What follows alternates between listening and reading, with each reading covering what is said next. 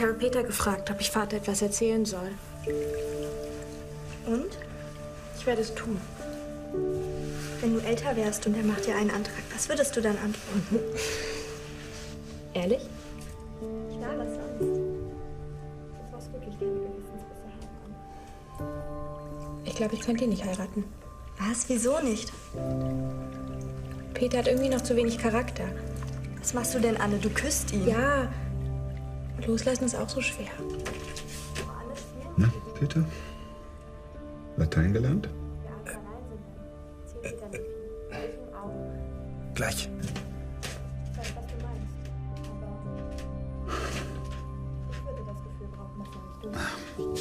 Kinder. Ich habe ihn gern. Wir können über alles reden und hinzu kommt dann noch die körperliche Liebe. Anna! Das ist schön, Margot. Du hast etwas geteilt. Du hast etwas hergegeben und du hast etwas empfangen. Und ob du dann ein Kind kriegst oder nicht, ob die Ehre weg ist, auf das alles kommt es nicht an. Du machst mir Angst. Du bist 14, Anna. Aber ich fühle mich nicht so.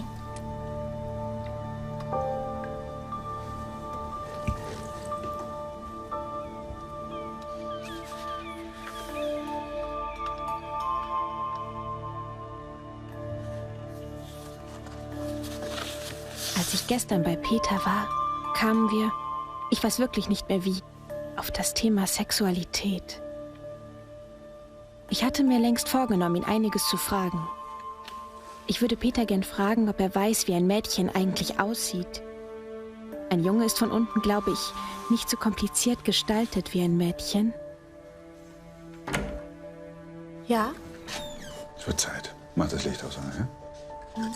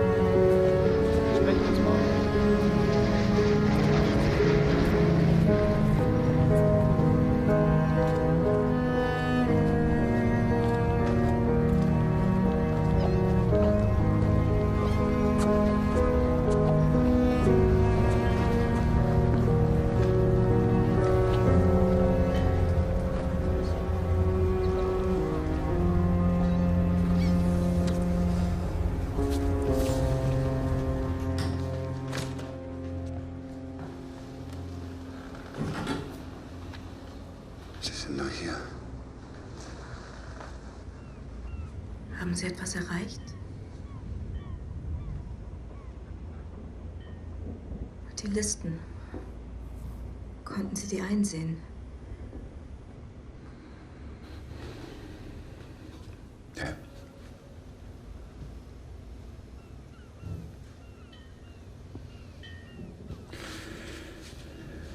Die Mädchen. Die Mädchen sind tot.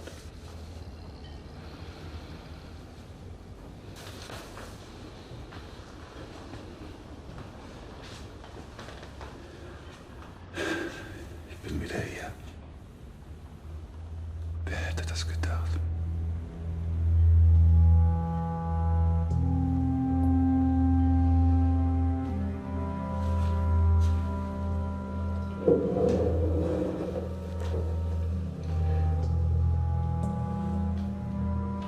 Überall waren die Blätter verstreut. Die Polizisten haben es einfach auf den Boden geschmissen. Ich weiß nicht, ob es vollständig ist. Anna hat das alles geschrieben. Von Margot habe ich nichts gefunden. Jetzt, wo Anna nicht zurückkommt, ich habe es für sie aufgehoben.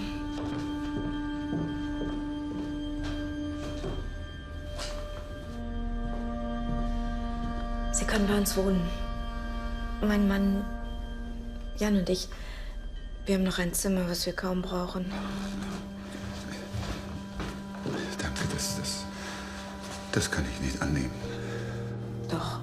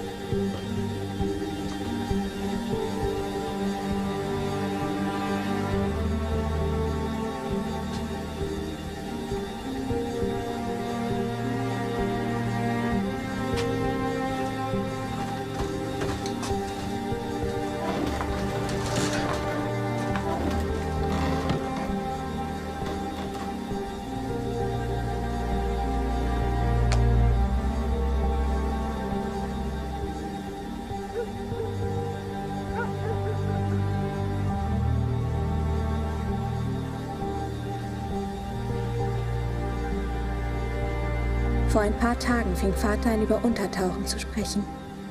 Er meinte, dass es sehr schwer für uns sein wird, ganz und gar abgeschnitten von der Welt zu leben.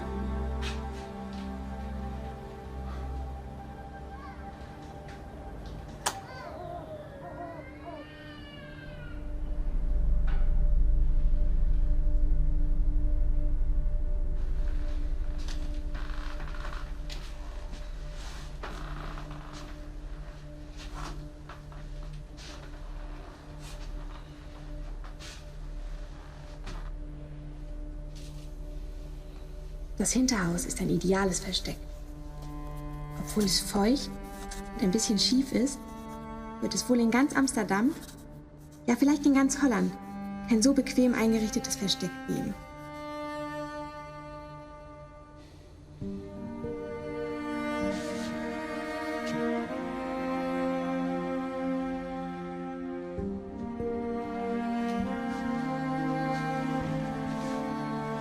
Unser Zimmer war mit seinen nackten Wänden bis jetzt noch sehr kahl.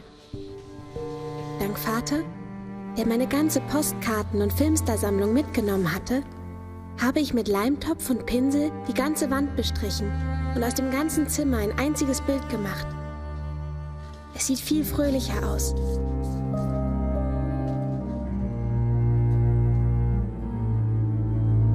Willst du das hier machen? Ja. Sie ist so schön.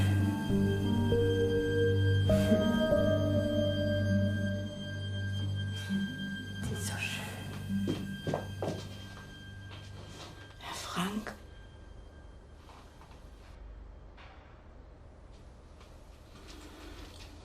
Bitte nur einen Moment.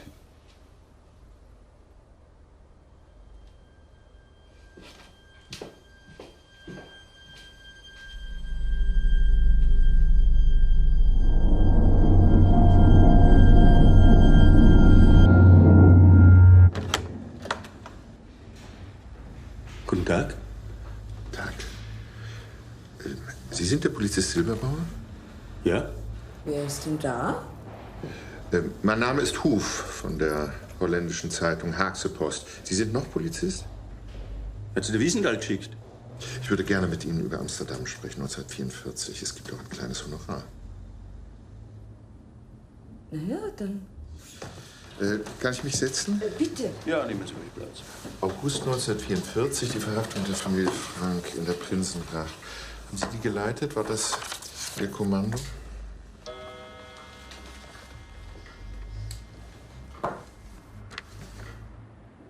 Ja. Ja, das ist die Kleine, die das Buch geschrieben haben soll. Wer hat Ihnen den Tipp gegeben? Tipp? Das haben doch die Schwarzen von den Dächern gepfiffen, dass da Juden drin hocken. Haben Sie damals ein Tagebuch gefunden? Wie bitte? Ich musste die Juden verladen. Gerechnet hatten wir mit 2 bis 3. Dann wurden es 8. Ich musste sogar einen Wagen bestellen. Also kein Tagebuch? Nein. Viel Papier. Ganzen persönlichen Sachen, weil ja, die waren alle auf der Erde verstreut. Ja, Blätter, Bücher. Ich habe sie abgeholt. Verstehen Sie? Abgeholt. Wer interessiert sich denn überhaupt noch für diese Bagage? Viele. Wer, frage ich Sie?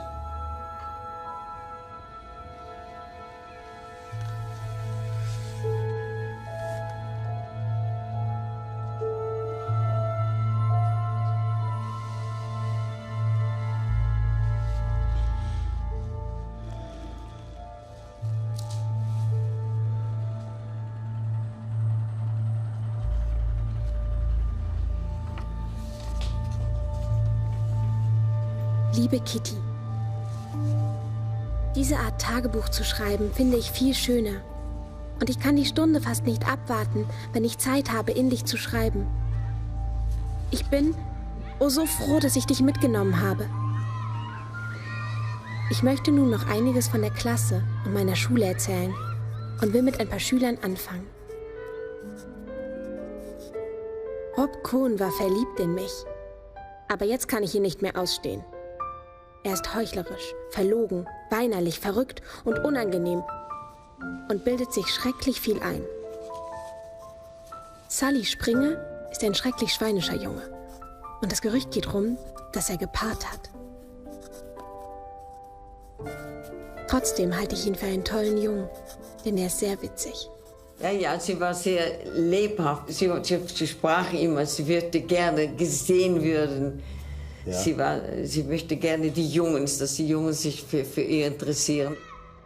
Anna hatte die letzten Jahre immer so einen Freund und so, aber sie hatte auch viel mehr Freundinnen. Das war dann nicht so, dass sie nur immer mit den Jungs gegangen ist. Es war alles viel harmloser wie heute. Als ich noch sehr klein war, noch im Kindergarten, war meine Sympathie auf Sully Kimmel gefallen. Ein Vetter von Sully, Appi, war ein hübscher, schlanker, dunkler Junge, der immer mehr Bewunderung erweckte als der kleine, humorvolle Moppel Sully. Sal war der Dicke und der Gemütliche und ich war der wie sagt man? Der Schöne, der außer der Schöne, aber auch, sie liebte Sal. Sie liebte Sal. Am Anfang war sie ein Mädchen. Ich war auch ein Kind. Ich habe Fußball gespielt und so noch.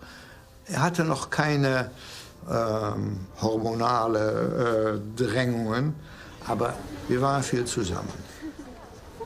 Vor einer Woche, noch vor einem Tag, würde ich, wenn du mich gefragt hättest, welchen von deinen Bekannten findest du am besten geeignet, um ihn zu heiraten, geantwortet haben, Sully. Denn bei ihm ist es ruhig und sicher. Wir mochten uns gegenseitig, aber es war nichts bei mir Erotisches oder wir haben uns nie geküsst. Ich war noch zu jung dafür. Ein Mädchen von 14 ist eine Dame und ein Junge von 14 ist ein Kind.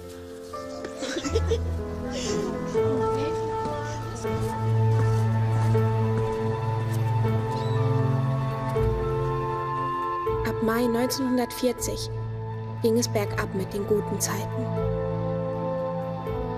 Inzwischen haben die deutschen Truppen die ersten niederländischen Befestigungslinien durchstoßen. Der holländische Soldat leistete überall harten Widerstand. Dem deutschen Ansturm allerdings war auch er nicht gewachsen. Das Elend für uns Juden begann. Alles mein Name, guten Tag. Guten Tag. Sie sind ein umtriebiger Mann. Ich habe ein gewisses Talent. Das versuche ich zu nutzen. Bitte schön.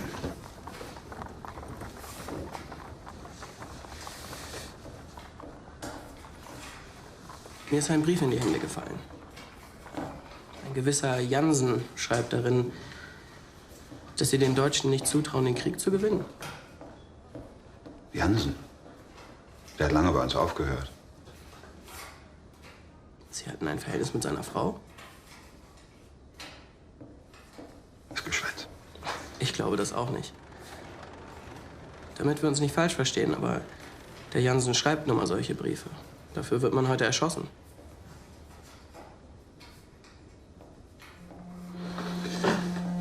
Gut, dass Sie diesen verleumderischen Brief abgefangen haben. Danke. Ich habe hier 10 Gulden. Die würde ich Ihnen geben, wenn Sie mir den Brief überlassen. Sozusagen als Dank, dass Sie mich vor dem Unmut der Besatzer beschützt haben. Aber ich brauche doch keine Bezahlung. Wir sollten vielleicht über ein geschäftliches Miteinander nachdenken.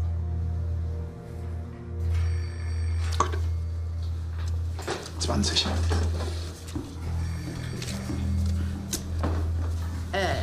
Hij heeft verraden alles wat geld bracht. Hij heeft veel. Mein Bruder verriet alles, was Geld brachte. Er hatte einen deutschen Freund, der beim Sicherheitsdienst arbeitete.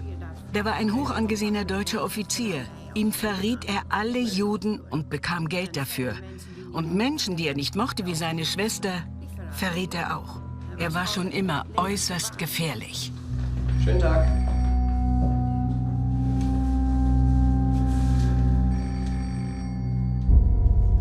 Judengesetz folgte auf Judengesetz.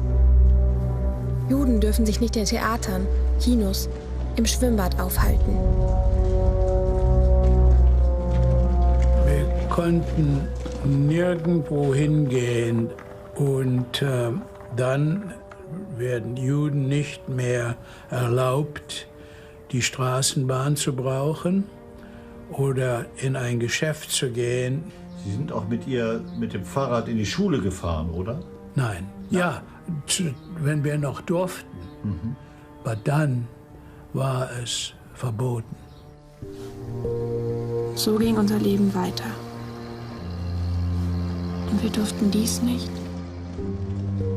und das nicht.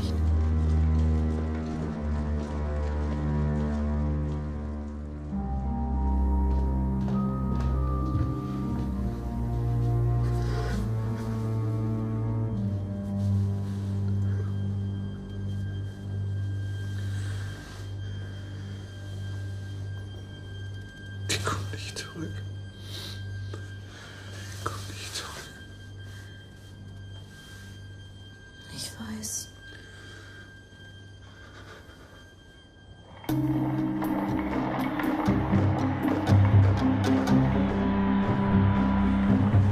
Margot, ich kann nicht denken.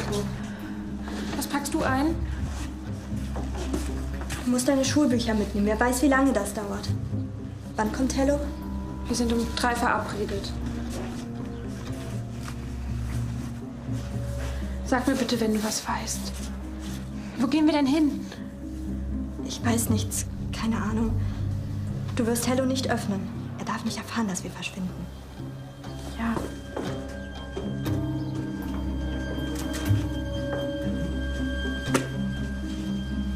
Was machst du da? Ich mache mir nun mal mehr aus Erinnerung als aus Kleider. Da ist er. Kein Mucks.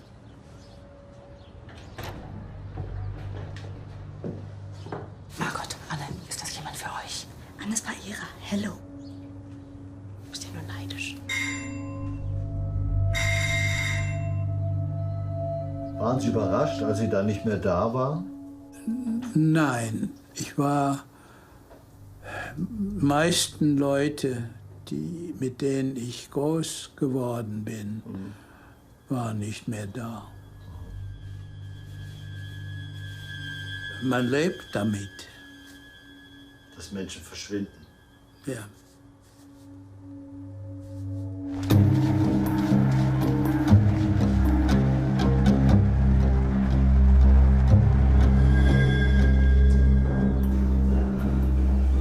Park jetzt, Anne.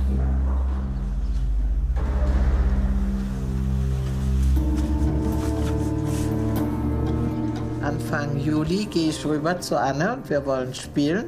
Ich klingel und keiner macht auf. Und wo konnte sie denn sein?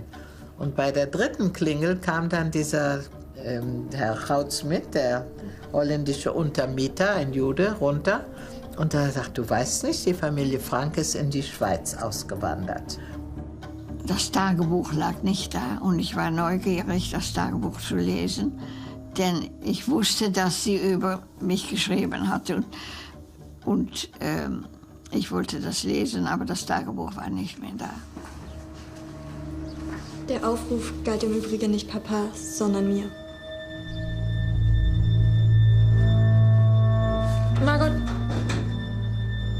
Margot ist 16. Solche jungen Mädchen wollten sie also allein wegschicken. Aber glücklicherweise würde sie nicht gehen.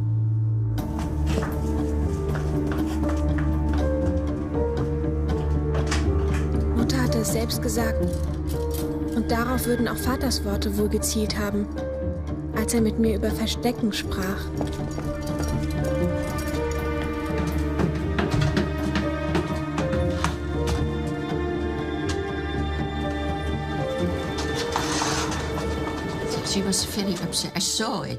Sie war sehr aufgeregt, das habe ich gemerkt.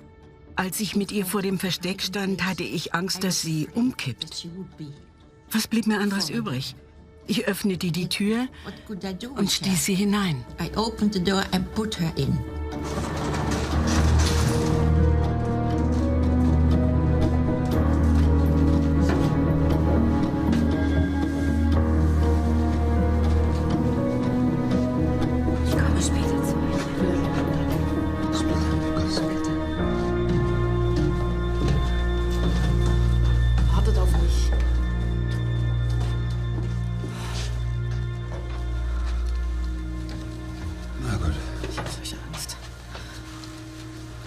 Wie sollen wir hier leben? Setz dich erstmal hin. Es wird schon, wir machen das schon. Alles wird gut. Ich helfe euch später. Meine Margot.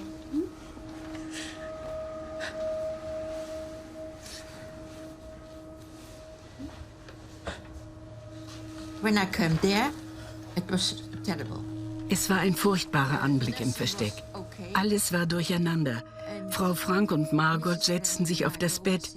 Sie hatten keine Kraft, etwas zu tun. Sie wollten die Situation noch nicht akzeptieren. This situation.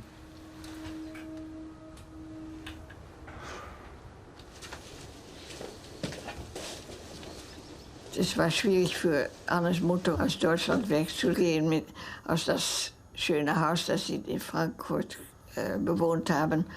Und die Sprache hat sie nicht gut gelernt. Mutig ausgemacht.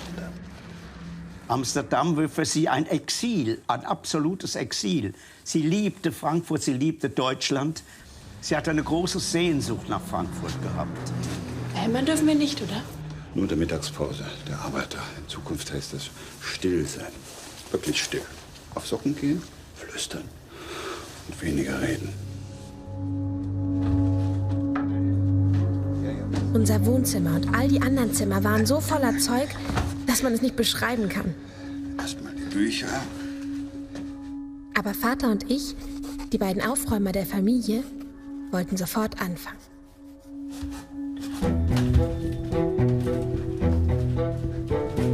Ich glaube, ich werde mich in diesem Haus nie daheim fühlen. Aber damit will ich überhaupt nicht sagen, dass ich es hier unangenehm finde. Ich fühle mich eher wie in einer sehr eigenartigen Pension, in der ich Ferien mache.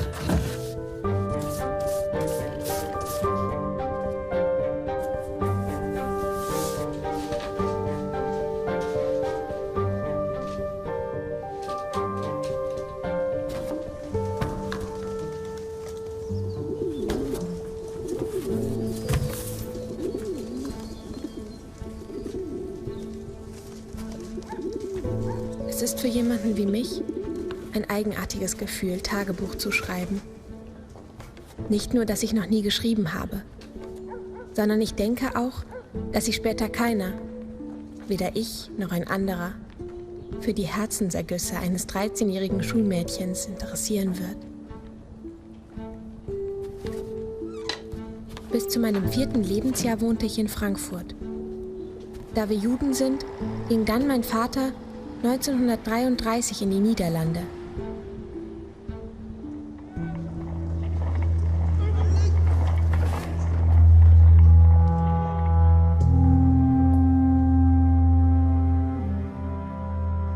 Das musste sein. Es gab keine andere Wahl. Ich meine, als die SA vor Otto Franks Haus vorbeimarschierte mit dem Lied, wenn's Judenblut vom Messer spritzt, dann geht's noch mal so gut, da hat Otto gewusst, jetzt müssen wir gehen. Nach wochenlangen Kämpfen zwischen den Alliierten und den deutschen Truppen ist die Stadt Sewastopol auf der Halbinsel Krim fast völlig zerstört. Mehr als 10.000 sowjetische Soldaten sind bei den pausenlosen Gefechten ums Leben gekommen. Ich habe einen Unterrichtsplan für euch vorbereitet. 9:30 Uhr bis 10 Uhr Geschichte. 10:30 Uhr bis 11:30 Uhr Englisch. Wir haben aber noch Ferien, Papi. Ja. Außerdem fehlen uns die neuen Bücher.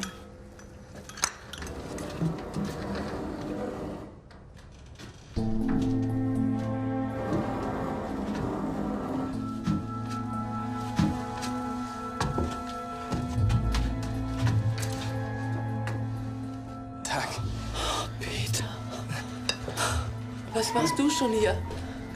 Du hast eine Katze mitgebracht. Oh, wie gemein. Ich durfte meine nicht mitnehmen.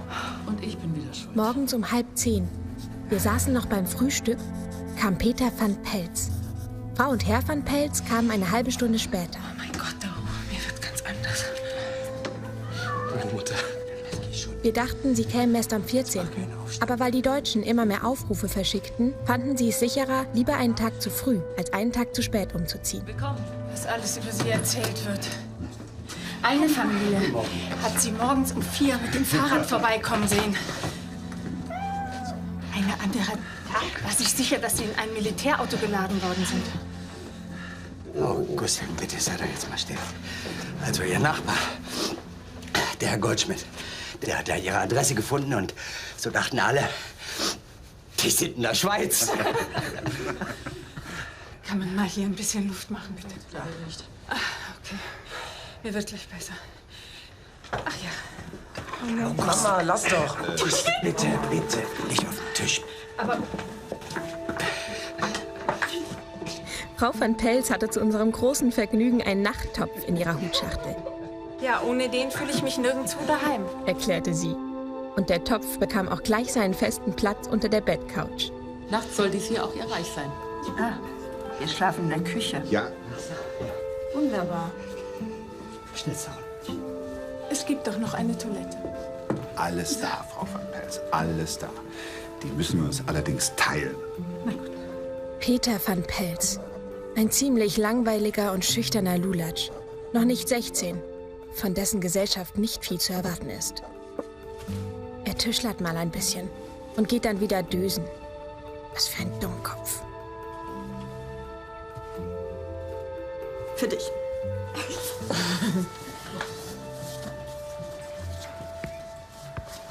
Was willst du eigentlich mal werden? Irgendwas unterrichten. Vielleicht gehe ich auch nach Palästina und werde Säuglingskrankenschwester. Oh, Schwester Margot, ich muss mal pipi. Zu spät. Nein, das könnte ich nicht. Diese ganzen verzogenen Gören.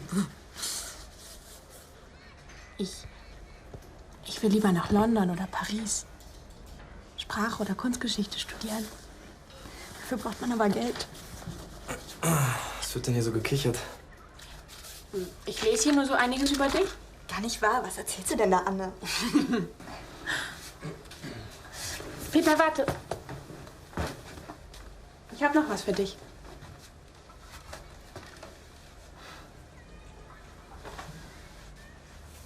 Danke. Ihr sollt nach oben kommen.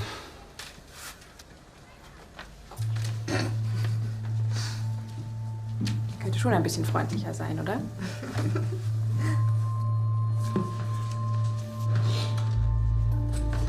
Findest du mich eigentlich sehr hässlich?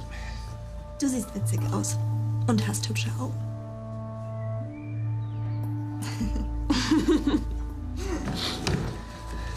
Meine Kleine. insbesondere Fräulein Anne.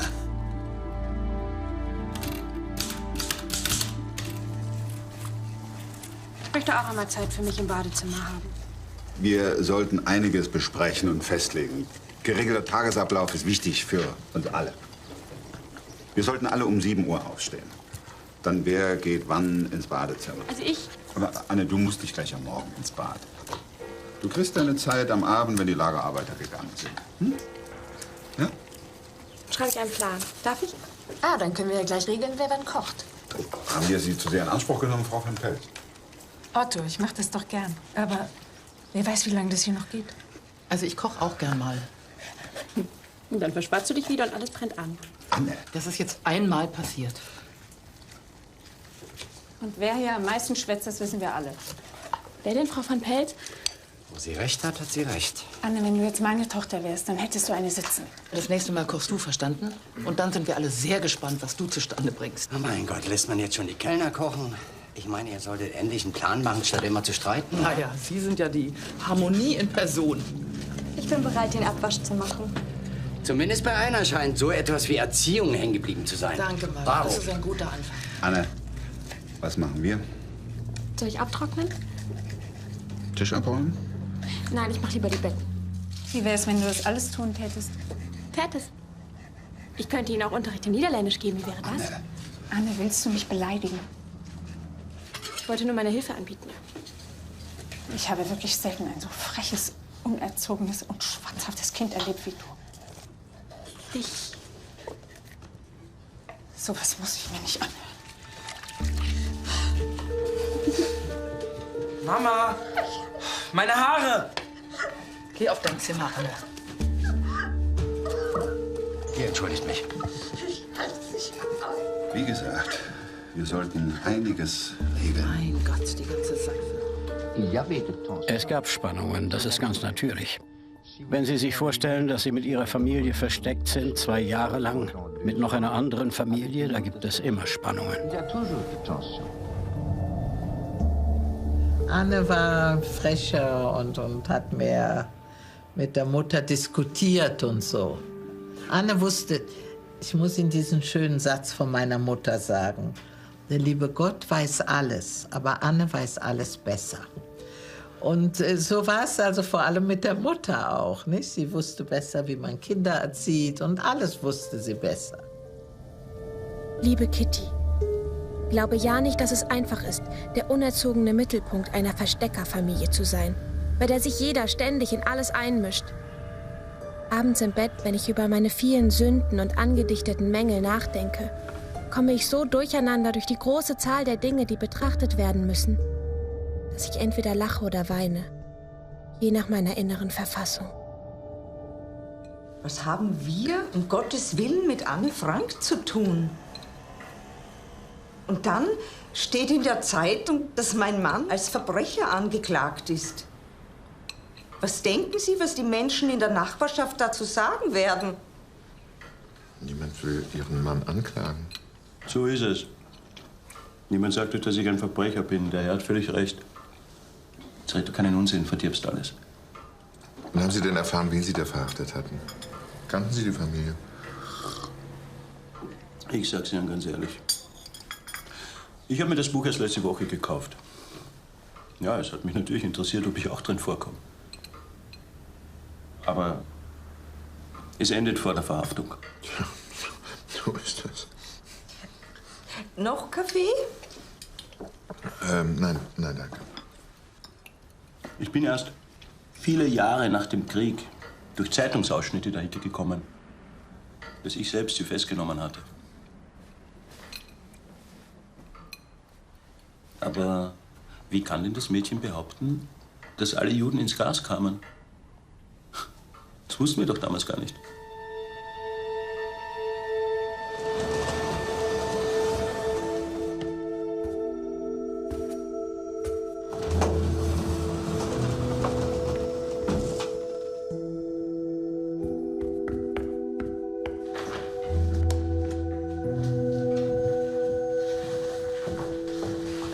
Bis morgen. Mach's gut.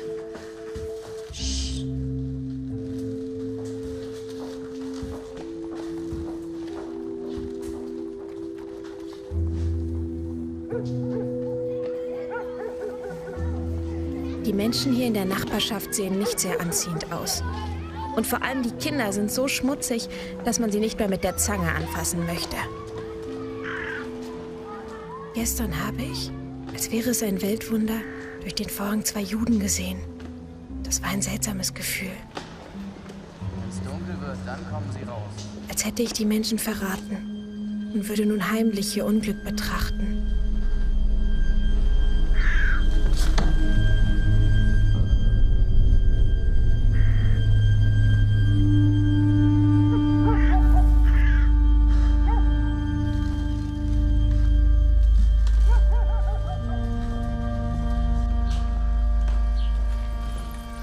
Besuch. Reden Sie nicht mit dem. Sie kennen mich wohl nicht mehr. Danke Ihnen. Alef. Doch, doch. Wie geht es Ihnen? Ich bräuchte... Wissen Sie... Geld. Nein, also ich... bräuchte ein Schreiben, dass ich ein guter Mensch bin. Aha. Wer will das wissen? Die Polizei, die Behörden, kennen Sie doch. Und was bitte möchten Sie, dass ich das schreibe? Dass ich Sie gerettet habe. Dass ich einen Juden gerettet habe. Ich habe jetzt keine Zeit. Ach, es geht doch schnell. Sie finden da schon die richtigen Worte. Sie erinnern sich doch, dass ich Ihnen auch geholfen habe. Das hätte bös für Sie enden können. Ich weiß.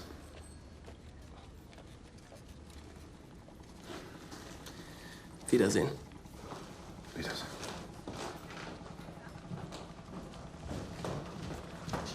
Was will der? Geld? Nein, nein, nein.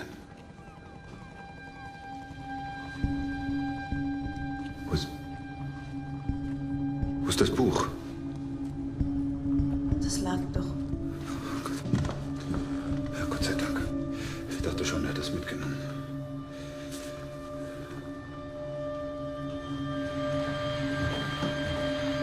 Die Schlacht um Stalingrad geht unvermindert weiter. Die deutsche Wehrmacht liefert sich mit den sowjetischen Truppen erbitterte Kämpfe im Westen der Stadt.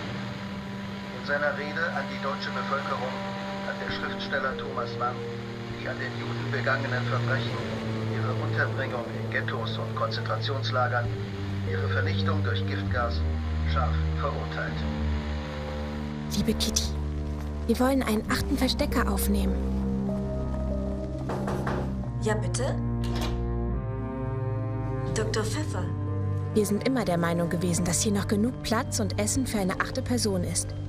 Als nun die Gräuelberichte von draußen bezüglich der Juden immer schlimmer wurden, hat Vater mal bei den entscheidenden Personen vorgefühlt. Sie sehen, man hat sie erwartet. Und diese fanden den Plan ausgezeichnet. Herzlich willkommen. Sind Sie denn nicht in Belgien? Unglaublich, ich bin sprachlos. Den brauchen Sie hier nicht. Geben Sie mir mal Ihren Mantel. Danke. Wie sieht es draußen aus? Abends fahren Sie mit Militärfahrzeugen durch die Straßen. Sie klingeln an die Türen und fragen, ob da Juden wohnen. An jeder Tür? Wenn ja, muss die ganze Familie sofort mit. Wenn nicht, gehen Sie weiter. Selbst Nachbarn werden zu Verrätern. Die Deutschen gehen auch oft mit Listen herum und klingeln nur dort, wo sie wissen, dass sie fündig werden. Oh Gott, wenn Sie erst hier klingeln. Warum sollten Sie das tun, Kerlin? Nach dir sucht schon keiner. Ja, schon. Oft wird Kopfgeld bezahlt. Pro Kopf 7, 8 Gulden. Das ist ja wirklich wie bei den Sklavenjagden. Hier sind Sie in Sicherheit, Herr Doktor. Was für ein Erfindungsgeist, Herr Frank. Mein Kompliment. Und bei Anne werden Sie wohnen? Ach so, ja. Ich habe hier einen Leitfaden fürs Hinterhaus ausgearbeitet, denn es gibt hier viel zu beachten. Lass den Doktor erst mal ankommen, Anne. Unsere Schriftstellerin. Vielen Dank. Zum Wohle. Schön, dass Sie da sind.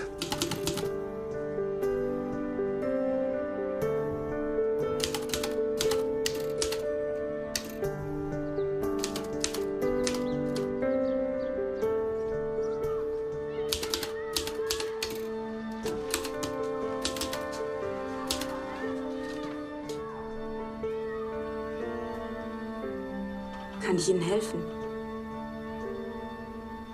Nein, das mache ich allein.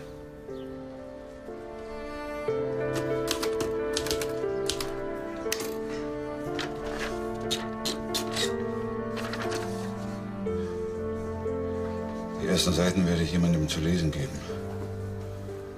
Was meinen Sie? Ich weiß nicht, ob das Anrecht wäre. Es ist doch Ihr Tagebuch.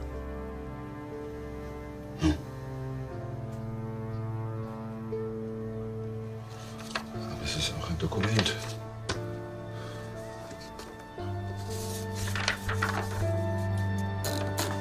Ich will, dass Annes Stimme gehört wird.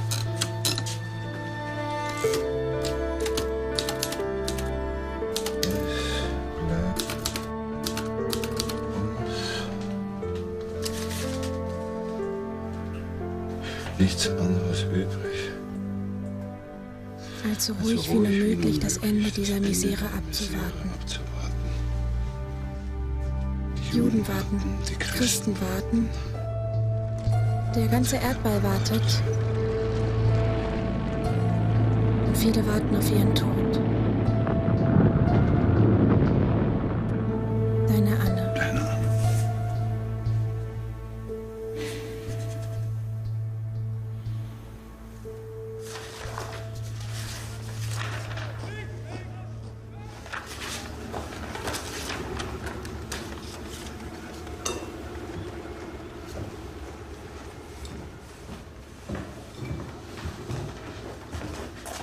Morgen.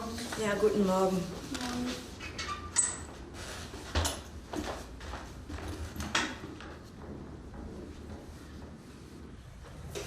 Was für ein Dreck.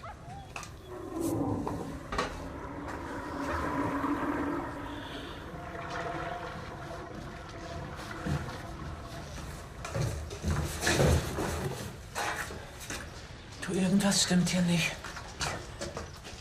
Schnüffel dich rum. Verstreutes Mehl. Geräusche. Behalt's für dich. Wenn du damit zur Polizei gehst, fällt deren Licht auch noch auf mich. Ich pass schon auf. Gestern habe ich Stimmen gehört. Vielleicht war ich's ja. Geh an die Arbeit. Dummkopf.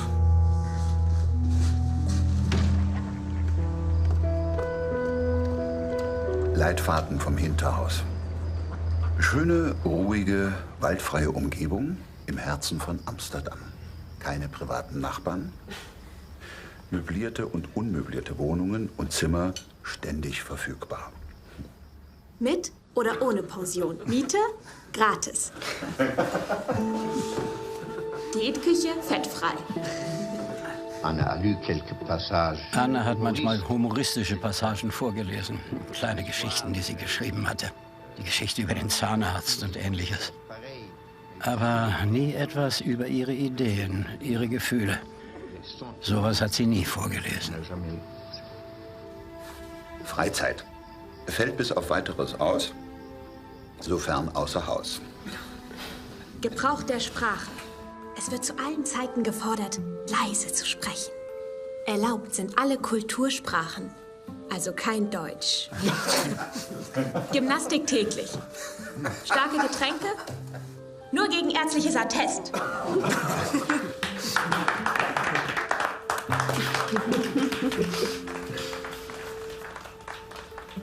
Ich würde gerne mehr hören. Abend. Abend. Herr Frank. Ah, Barlow. Ein Schreiben haben Sie erhalten? Ja, vielen Dank. Dann sind wir ja quitt. Allerdings habe ich inzwischen viel von Ihnen gehört. Ach, was die Leute so reden. Mal so, mal so. Sie haben Juden angeschwärzt. Damals hat man die gesucht. Ich wünsche Ihnen eine gute Nacht. Jetzt warten Sie doch mal. Ich weiß, dass auch Sie die deutsche Wehrmacht beliefert haben. Ja, das nicht. Wir wollten noch mal Geschäfte machen. Sie vielleicht mit mir, aber ich nicht mit Ihnen.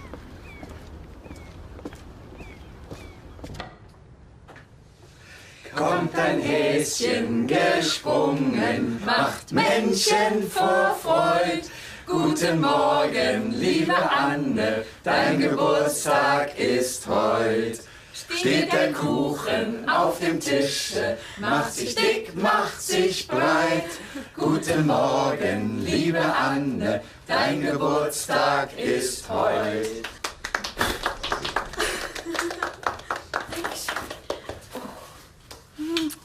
Wie siehst du denn aus? Du bist mir ganz fremd. Wenigstens eine, die sich noch Mühe gibt.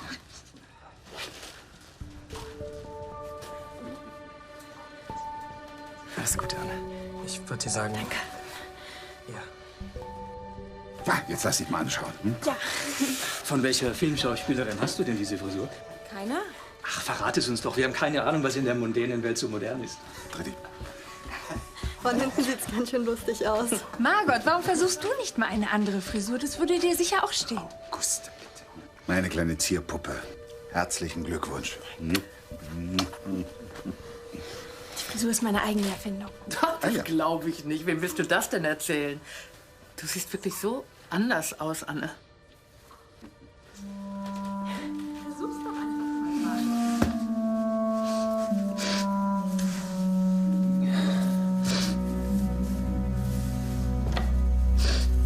Anne.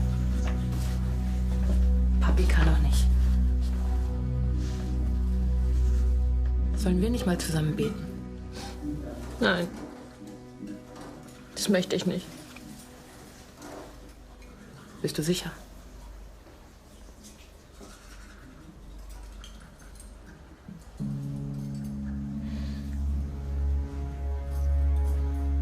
Ich will nicht böse auf dich sein.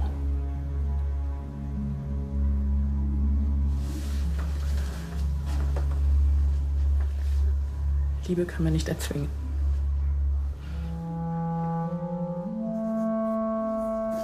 Ich vermisse jeden Tag, jede Stunde die Mutter, die mich versteht. Ich klammere mich an Vater, weil ich jeden Tag verächtlicher auf Mutter hinunterschaue.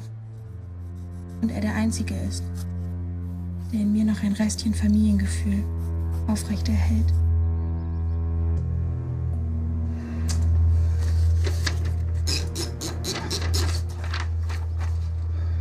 Papa hat gesagt, ich müsste ihr immer von selbst anbieten, ihr zu helfen.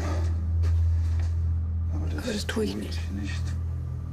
Weil ich sie nicht liebe. Weil ich sie nicht liebe. Und dann fühle ich das nicht. Ich kann mir auch gut vorstellen, dass Mutter mal stirbt.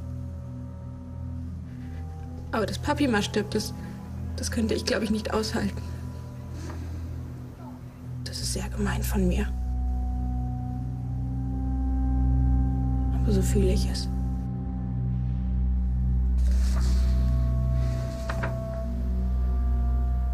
Das kannst du doch so nicht sagen.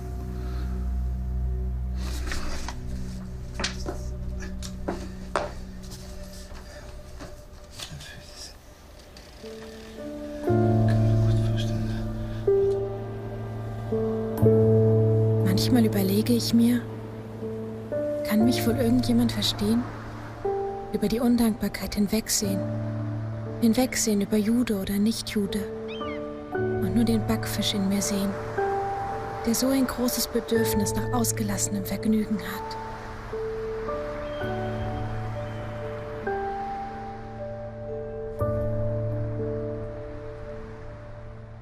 PS. Das Klo war heute Morgen verstopft und Vater hat alle Erdbeerrezepte, unser gegenwärtiges Klopapier, samt einigen Kilo Kot mit einem langen hölzernen Stock aus der Toilette stochern müssen. Der Stock wurde später verbrannt. Sie hat Humor. Und nicht nur das. Sie haben eine so begabte Tochter. Lass doch Mama. Meine Mutter war eine wunderschöne Frau, auch sehr intelligent. Und ich glaube, es hat ihm gut gefallen. Und Otto hat meiner Mutter auch gut gefallen. Also so hat sich eine Freundschaft entwickelt am Anfang. Stell dir vor, sie ist jünger als du. Ich vermisse sie auch. Misse Sie sehr. Wenn ich vorgestellt worden bin, das ist Ottos Stepdaughter oder Annes Stepsister. Ich war nie Eva Schloss. Ich war immer das. Aber das eine habe ich mir dann gesagt, na ja, du hast ein Leben, du hast einen Mann, du hast 3 Kinder. Anne hat nichts. Und so habe ich mir gesagt, also ich kann nicht eifersüchtig auf sie sein. Und das habe ich dann auch abgelernt.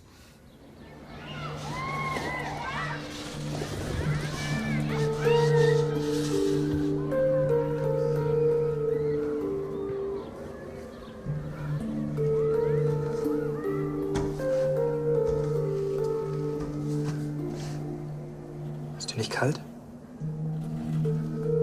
Wenn ich raus könnte, dann wäre es mir egal, wie kalt es ist. Deine Lippen sind schon ganz blau. Fühl mal meine Hände.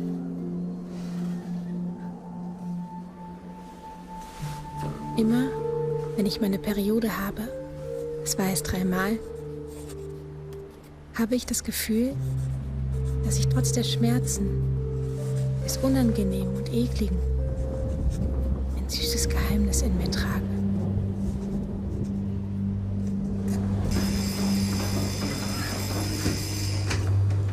Gut, das war's für heute. Brauchen wir morgen noch neue Etiketten? Mein Abend, ja? Morgen muss morgen allein passieren.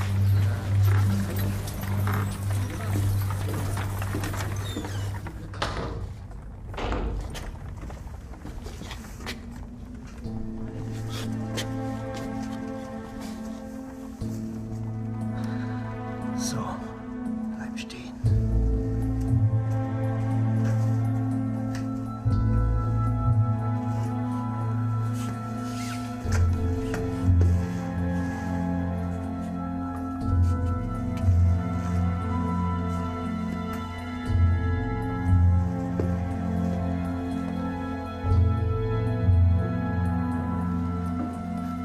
Ganz ruhig. Mein Verlangen, mit jemandem zu sprechen, wurde so groß, dass es mir irgendwie in den Kopf kam, Peter dafür auszuwählen. Sie hat ja doch keine Kinder bekommen. Als ich neulich mal mit ihm gebalgt habe, habe ich auch gesehen, dass er ein Kater ist. Willst du mal sehen? Hier ist das männliche Geschlechtsteil. Das sind ein paar lose Härchen. Und hier ist der Hintern. Geschlechtsteile haben ja bei Männchen und Weibchen verschiedene Namen. Ich weiß. Weißt du, was meine Mutter mal zu mir gesagt hat? Anne, ich gebe dir einen guten Rat. Sprich über dieses Thema nie mit Jungen und gib keine Antwort, wenn sie damit anfangen.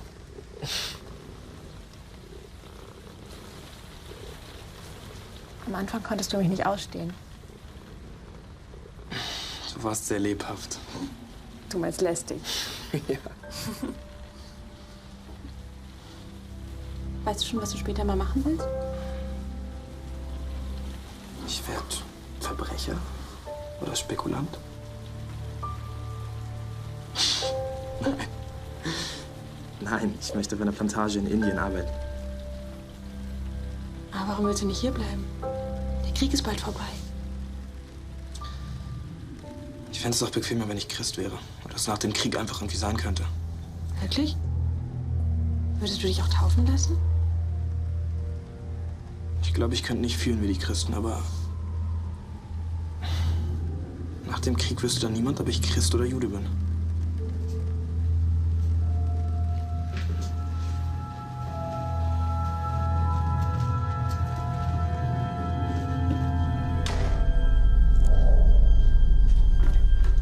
Warum bombardieren die Engländer jetzt nicht?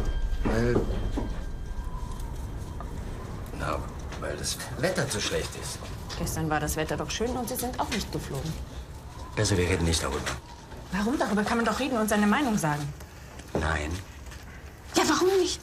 Sei bitte still, Mamichen. Herr Frank gibt seiner Frau doch auch immer Antwort. Jetzt beruhigen Sie sich bitte. Die Invasion kommt doch nie. Nie. Was wissen wir hier schon? Die Engländer leisten nichts. Halt endlich die Klappe zum Donnerwetter. Schau mal, Anne, ich nehme das Messer so in die Hand und dann schere ich von oben nach unten. Ja? Nein, so nicht, sondern so. Ich finde es aber anders bequemer, Herr Dr. Ja, Pfeffer. das ist doch die beste Art, das kannst du mir schon glauben.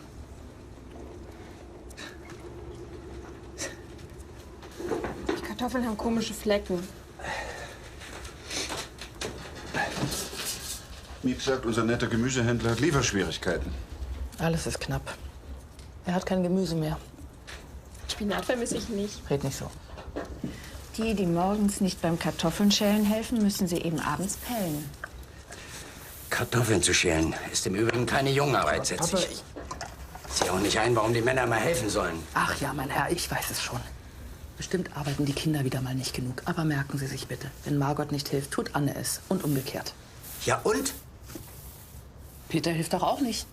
Bei ihm halten Sie es nicht für nötig, nun, ich halte es bei den Mädchen nicht für nötig. Die wollen doch auch mal einen Mann abbekommen. Also vom Kartoffelschälen bekommt man den nicht. Das erste kluge Wort, das ich heute hier höre. Endlich sagst du auch mal was. Die Kinder sollten lieber ein bisschen mehr helfen, statt ewig ihre Nase in die Bücher zu stecken. So viel müssen Mädchen nicht lernen. Oh, wie modern. Warum tragen die Mädchen nie Kartoffeln nach oben? Warum holen die Mädchen nie das Wasser? Ich meine, so schwach sind die doch auch nicht. Sie sind verrückt. Margot macht neben der Arbeit für das Büro auch noch den Abwasch, morgens und mittags. Entschuldigung, das ist doch keine Arbeit.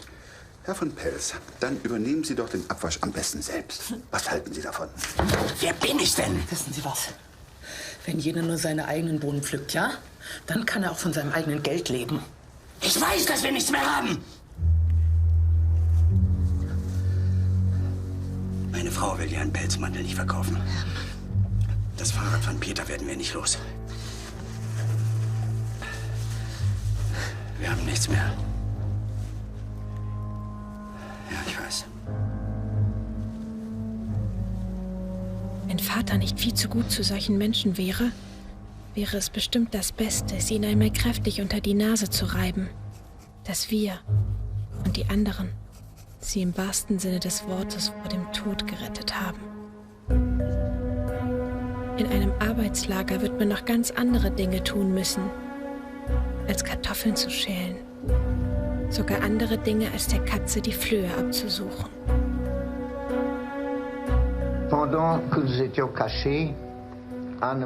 Während wir versteckt waren, hat mir Anne manchmal vorgeworfen, ich sei nicht energisch genug, um mit den anderen zu kämpfen. Aber in einer solchen Lage, in der wir waren, musste man die Luft anhalten.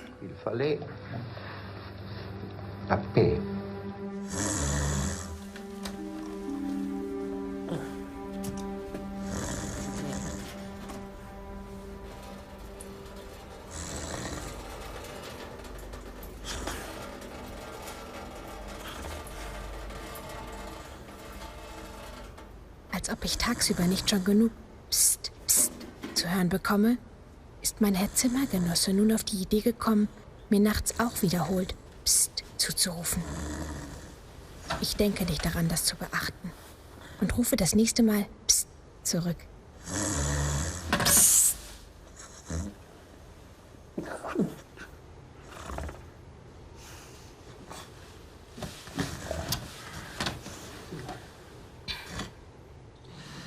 Hier habe ich den Beweis. Für was? Entweder haben wir hier Einbrecher oder hier versteckt sich jemand. Na, Sie haben ja eine blühende Fantasie. Außerdem fehlen hin und wieder Waren. Gewürze, Pektin. Das haben Sie mir schon einmal gemeldet. Gehen Sie an Ihre Arbeit. Und passen Sie auf, dass niemand von Ihren Leuten lange Finger macht. Unverschämtheit. Sie werden schon sehen, was Sie davon haben. Herr Dr. Pfeffer? Wären Sie damit einverstanden, wenn ich zweimal in der Woche unseren Tisch nachmittags von 4 bis halb 6 benutzen darf? Nein. Bitte? Nein. Warum nicht? Ich muss mein Pensum erledigen, sonst habe ich ganz umsonst mit Spanisch angefangen. Ja, aber das ist auch mein Tisch und mein Zimmer. Du arbeitest doch nicht ernsthaft. Die Mythologie, was ist denn das für eine Arbeit? Herr Dr. Pfeffer, ich arbeite sehr wohl ernsthaft. Nachmittags ist in der Küche viel zu viel los, da kann man nicht arbeiten. Und im Übrigen arbeitet Vater auch nachmittags gerne am Schreibtisch. Ich bitte Sie freundlichst noch einmal über meine Bitte nachzudenken. Ich bin und bleibe an diesem Tisch. Mit dir hat ein Mensch immer nur Streit. Wenn deine Schwester Margot mit dieser Bitte zu mir käme, würde ich es hier nicht abschlagen. Aber du? Mit deiner Strickerei und deiner blödsinnigen Mythologie. Mit dir kann man ja nicht reden. Du bist eine schändliche Egoistin.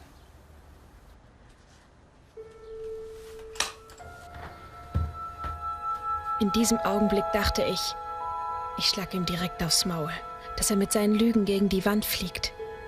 Und im nächsten Augenblick sagte ich mir, bleib ruhig. Dieser Kerl ist es nicht wert.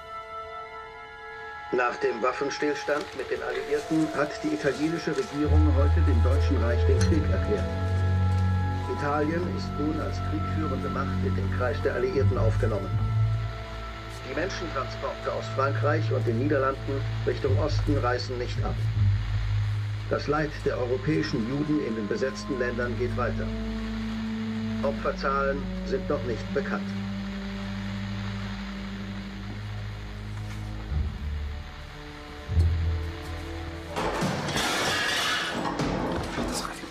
Mach das Radio aus!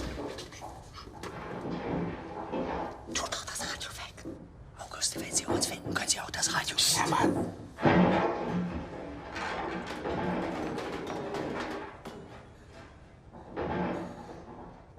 Mein Tagebuch.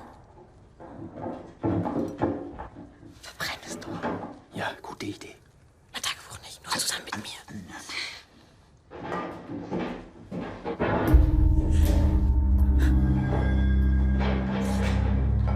Eingebrochen. Polizei war im Haus. Bis zum Drehschrank, weiter nicht. Einbrecher sind offenbar gestört worden. Am Lager aufgebrochen und sind durch den Garten geflüchtet.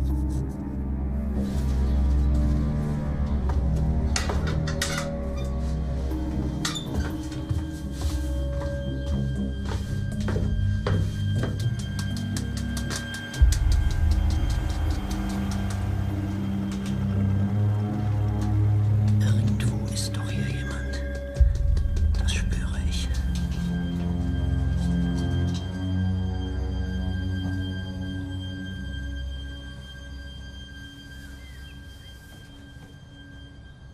Mir ist so heiß.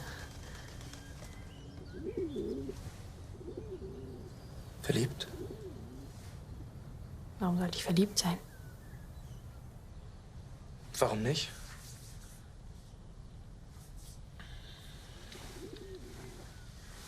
Lach mal. Warum? Weil das hübsch ist. Du bekommst ein Gerübchen in den Wangen. Im Kinder habe ich ja auch eins. Das ist das einzig Schöne, was ich habe. Das ist nicht wahr.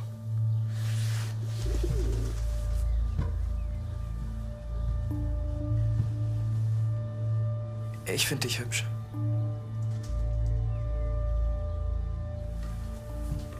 Wenn ich das sage, dann kannst du es mir ruhig glauben.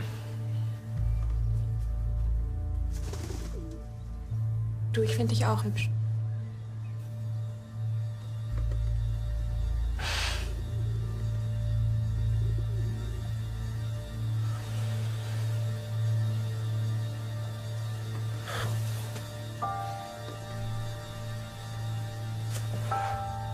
Heute Nacht küssten wir uns auch. Aber Peters Wangen waren sehr enttäuschend. Die waren nicht so weich, wie sie aussehen, sondern wie Vaters Wangen. Also die eines Mannes, der sich schon rasiert.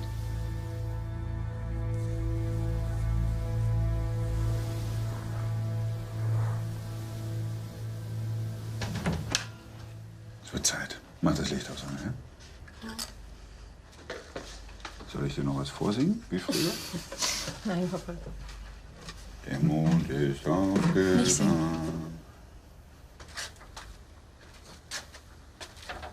Was ist denn los? Ich weiß nicht, wo ich anfangen soll. Peter und ich, wenn wir auf dem Dachboden sind. Wir sitzen nicht 1 Meter voneinander entfernt. Findest du das schlimm? Ich dachte, dass ihr nur Kameraden wärt. Peter etwa verliebt? Nein. Davon ist nicht die Rede.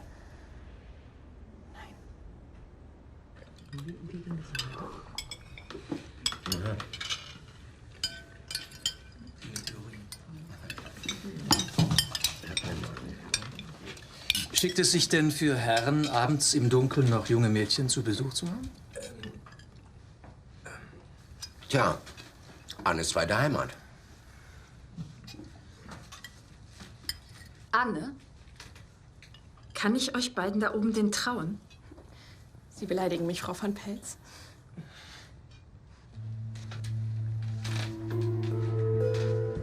Wenn der Krieg noch 5 Jahre dauert, wird es wohl eine Hochzeit geben.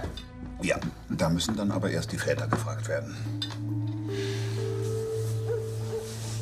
Ich werde Vater einen Brief schreiben, in dem ich ihn bitte, uns in Ruhe zu lassen.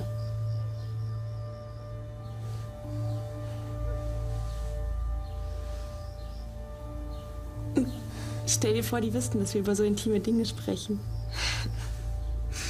Als ich 11 oder 12 war, da wusste ich nicht einmal, dass es neben den äußeren Schamlippen auch noch die inneren gibt. Weil die waren gar nicht zu sehen. Und das Schönste war, dass ich dachte, der Urin käme aus dem Kitzler. Das ist wohl alles ein bisschen komplizierter als bei uns. Als ich Mutter mal fragte, was dieser Stumpen bedeutet, da meinte sie, dass sie es gar nicht wüsste. Die stellen sich immer so dumm.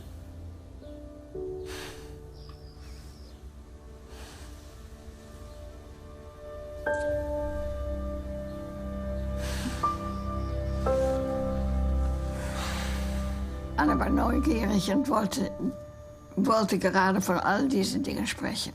Sie war sehr interessiert in alles und natürlich auch in die Sexualität und wusste kaum etwas davon. Ihre Schwester erzählte ihr nichts und zu Hause war sie das kleine Mädchen und sie wollte erwachsen sein. Es spricht zu Ihnen der Minister für Bildung, Kunst und Wissenschaft, Gerrit Bolkestein. Landsleute, ich habe Ihnen heute Abend von einem Beschluss der niederländischen Regierung zu berichten.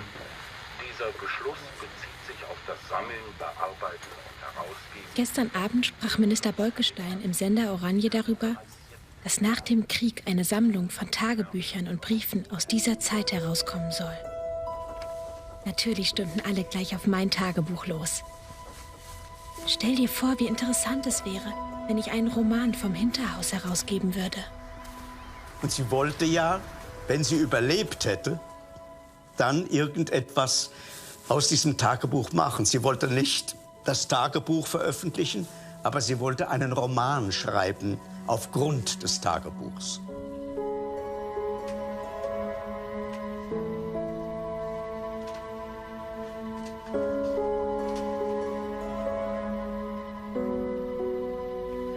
Was wir tun? Was sollte falsch sein daran?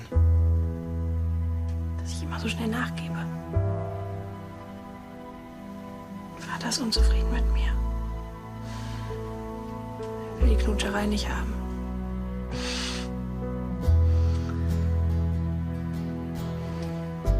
Ich bin froh mit dir.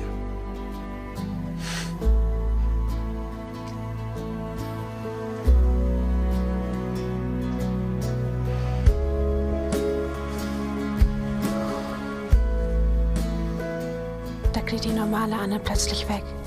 Und dafür kam die zweite Anne, die nicht übermütig und witzig ist, sondern nur lieb haben will und weich sein. Morgens sind wir noch normal, nachmittags auch noch ziemlich, aber abends kommt die Sehnsucht des ganzen Tages hoch, das Glück und die Wonne von all den vorherigen Malen. Und wir denken nur aneinander. Kannst du nicht mit ihr reden? Von Frau zu Frau? Wenn ich was sage, wird sie das Gegenteil anstellen. Niemand ist darüber trauriger als ich. Ich lasse euch allein.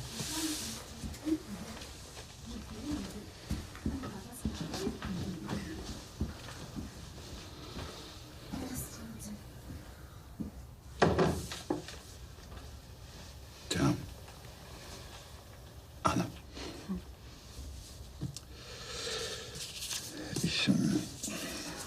Ich habe schon viele Briefe in meinem Leben bekommen, aber dieser ist mit Abstand der hässlichste. Wie meinst du das? Ich habe doch nur geschrieben, dass ich ein eigenständiger Mensch bin und selbst entscheide, ob ich zu Peter gehe oder nicht. Du sprichst davon, uns gegenüber keine Verantwortung mehr zu fühlen. Nein. Nein, ich schreibe nur, dass ich mich nicht vor euch, sondern vor mir selbst verantwortlich fühle.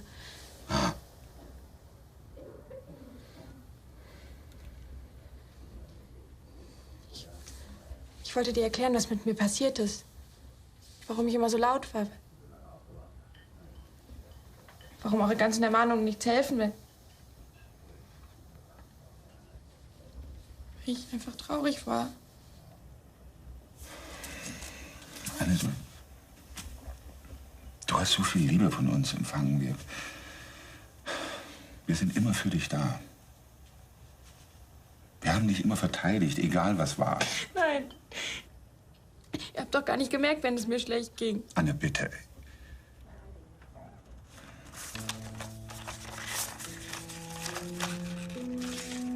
Du schreibst, dass du keine Mutter mehr nötig hast. Dass du niemanden mehr nötig hast. Was Mutter betrifft, ist alles wahr. Nein, nein, Anne, einen solchen Vorwurf haben wir nicht verdient. Du schreibst, entweder verbietest du mir alles oder du vertraust mir durch dick und dünn. Nur lass mich dann auch in Ruhe.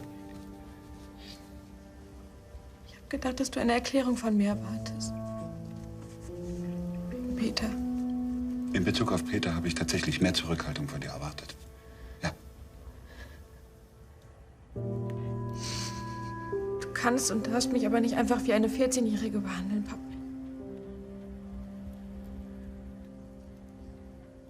Das alles hier hat mich verändert.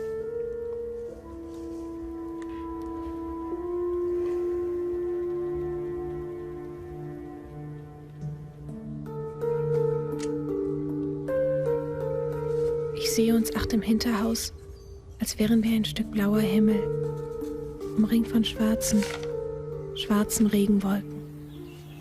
Wir schauen alle nach unten, wo die Menschen gegeneinander kämpfen. Schauen nach oben, wo es ruhig und schön ist. Und wir sind abgeschnitten. Ich kann nichts anderes tun, als zu rufen und zu flehen. O Ring, Ring, werde weiter und öffne dich für uns. Das halte ich nicht aus, wenn so auf mich aufgepasst wird. Dann werde ich erst schnippisch, dann traurig und schließlich drehe ich mein Herz wieder um. Drehe das Schlechte nach außen, das Gute nach innen und suche dauernd nach einem Mittel, um so zu werden, wie ich gern sein würde und wie ich sein könnte, wenn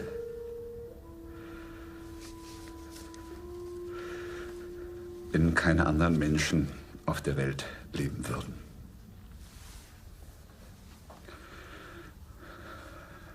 Deine Anne M. Frank.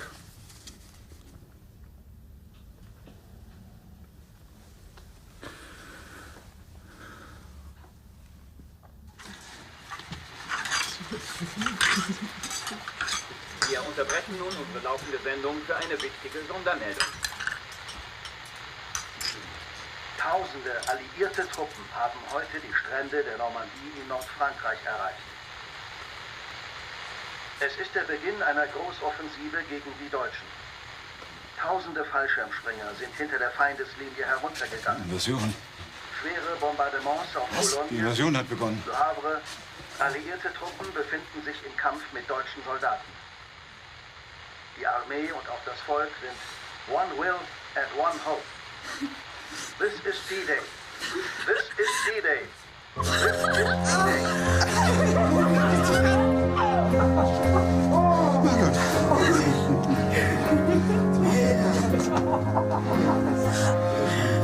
Jetzt kannst du endlich wieder Fahrrad machen. Und dann kann ich im September oder Oktober doch schon wieder zur Schule. Ja. Ich hab's gewusst, dass wir das schaffen. Alles wird gut. Sollte dieses Jahr 1944 uns den Sieg schenken? Today, just as in these scenes, the armies of the United Nations have made their first landings on the soil of Western Europe. This is the day for which free people long have waited. This is D-Day. Was macht ihr alle, wenn wir hier draußen sind? Ich wünsche mir am meisten ein heißes Bad. Ja, da steige ich mit ein. Das wünsche ich mir auch am meisten. Ich glaube, ich würde doch ganz gerne alleine baden, wenn Sie das nicht darf. Meinetwegen, aber randvoll und mindestens eine halbe Stunde drin liegen bleiben. Ich will einfach nur Torten essen. Echte Eier, viele Butter, Käsesahne, Himbeeren, Schokosplitter. Eine Tasse Kaffee. Sie werden sich nicht wundern. Ich will einfach nur zu meiner Liebsten, Charlotte. Ich will in unsere Wohnung. Und mich ganz frei bewegen. Oh, ich freue mich so auf die Schule. Streberin. Ja. Meine Kleine. Das besondere Fräulein Anne.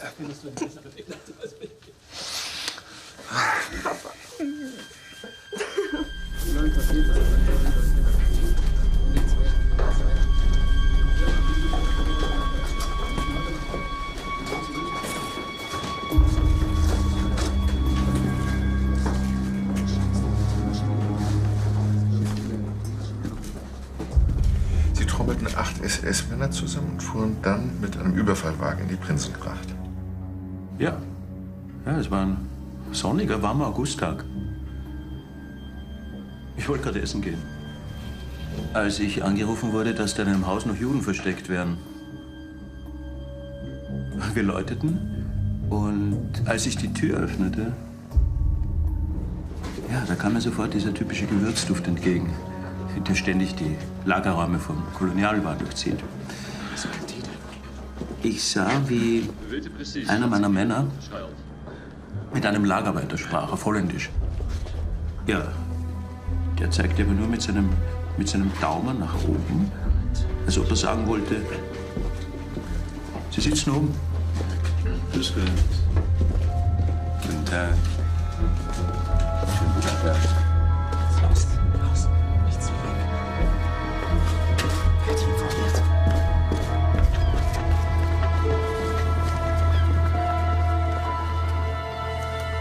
Wussten Sie, dass Otto Frank im Ersten Weltkrieg als deutscher Offizier gekämpft hat?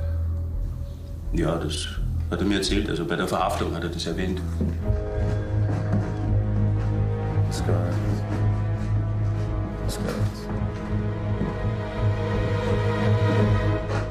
Ganz ruhig, kein Laut. Die hätten sich nur rechtzeitig melden müssen, dann wäre nichts passiert.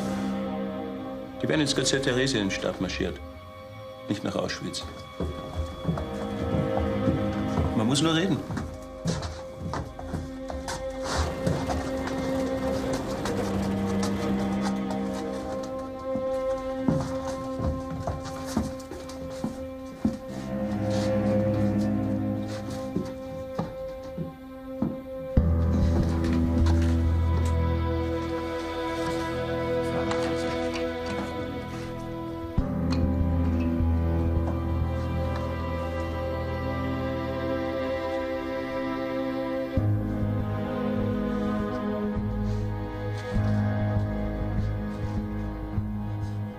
Wie lange sind die da gewesen? Haben Sie mal gefragt?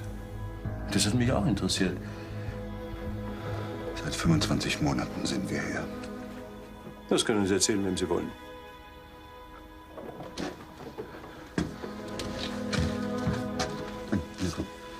Schauen Sie.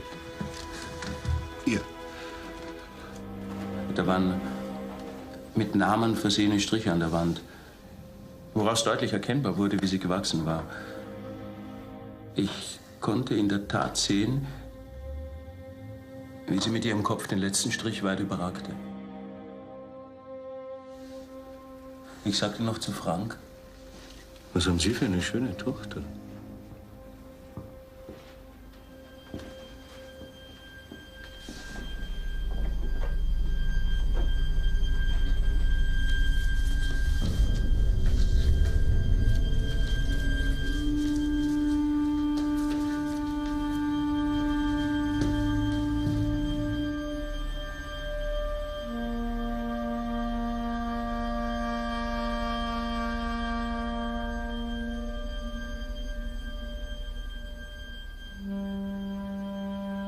After the Franks and the other peoples were away, I come here in. Nachdem die Franks und die anderen weg waren, kam ich zurück und fand das Tagebuch auf dem Boden verteilt. On the floor. Beb und ich sammelten die Papiere auf. Ich hatte Angst, etwas liegen zu lassen. Aber ich musste mich beeilen. Ich hatte Angst, dass der Österreicher wiederkommen würde.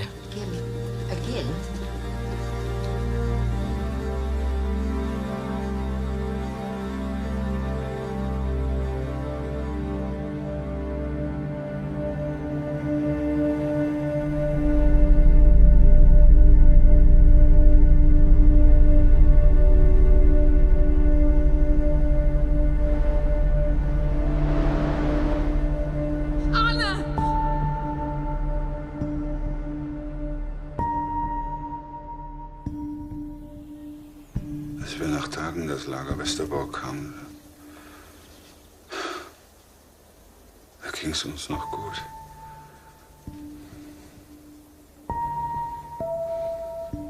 Streitereien zwischen Anna und ihrer Mutter, die schienen verflogen, weg. Anna war plötzlich fröhlich. Die Welt jenseits des Hinterhauses tat ihr kurze Zeit gut.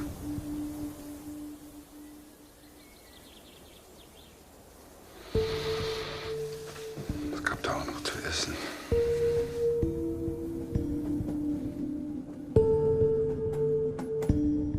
Ich kann mir nicht vorstellen, dass ich so leben muss wie Mutter, Frau van Pelz und all die anderen Frauen, die ihre Arbeit machen und später vergessen sind. Ich muss neben Mann und Kindern etwas haben, dem ich mich ganz widmen kann. Ich will fortleben, auch nach meinem Tod.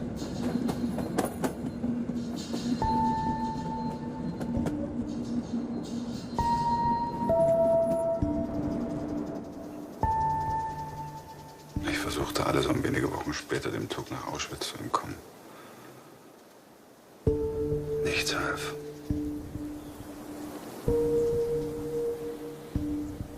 Zwei Tage in Dunkelheit. Wenig Brot.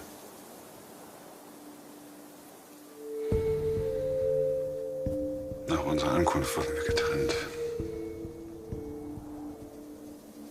Da habe ich sie das letzte Mal gesehen.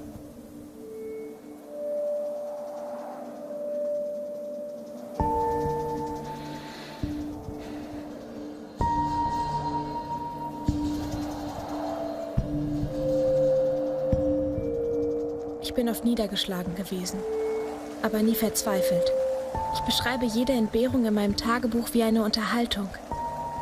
Ich habe mir nun mal vorgenommen, dass ich ein anderes Leben führen werde als andere Mädchen und später ein anderes Leben als normale Hausfrauen.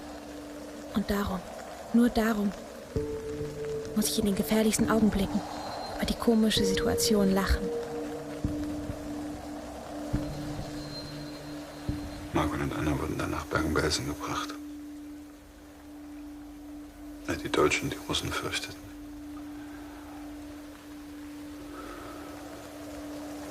Also Oktober, November. Der Winter kündigte sich an.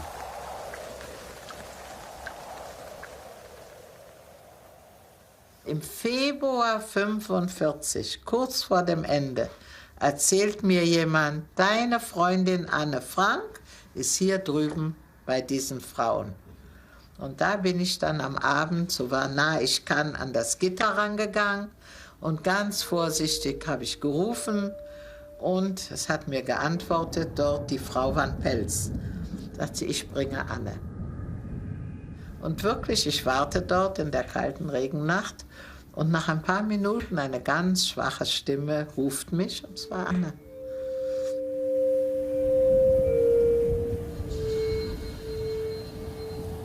Wie sah sie aus? Wie sah Margot aus? Wie sah Anne aus?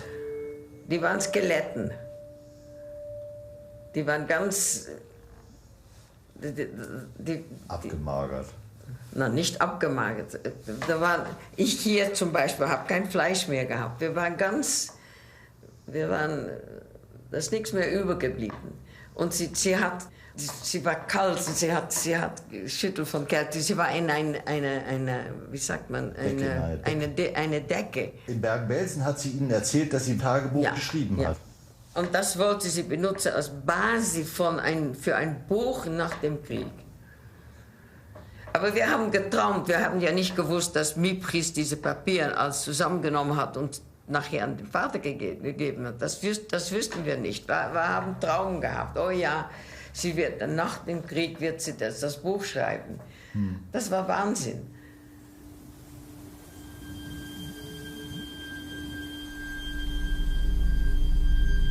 Werde ich jemals etwas Großes schreiben können? Werde ich jemals Journalistin und Schriftstellerin werden?